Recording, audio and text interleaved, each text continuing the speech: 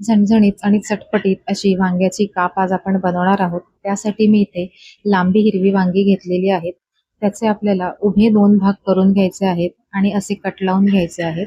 आता याला मसाला लावण्यासाठी मी इथे मिरची पावडर, हळद, मीठ घेऊन त्यामध्ये पाणी घालून एक घट्ट पेस्ट बनवून घेतलेली आहे. आता ही पेस्ट वांग्याला आपल्याला लावून घ्यायची आहे. वांगी फ्राय करण्यासाठी कोटिंगसाठी तांदळाचं पीठ, रवा, त्यामध्ये मीठ आणि थोडा मसाला घालून मिक्स केला आहे. यामध्ये तयार आपली वांगी डिप करून घ्यायची आहेत. सगळ्या वांग्यांना आपल्याला हे असं कोटिंग करून घ्यायचं आहे. आता दुसरीकडे तवा गरम करून झाल्यावरती त्यामध्ये तेल सोडायचं आहे आणि एका वेळेला बसतील तेवढे वांग्याचे काप ठेवायचे आहेत. मंद गॅसवर झाकण ठेवून 2 ते 3 मिनिटं वाफ घेऊन दोन्ही साइडून खरपूस भाजून घ्यायचे आहेत. संपूर्ण माहितीचा व्हिडिओ बघण्यासाठी खाली दिलेल्या त्रिकोणावरती क्लिक करा आणि संपूर्ण माहितीचा व्हिडिओ नक्की चेक करा.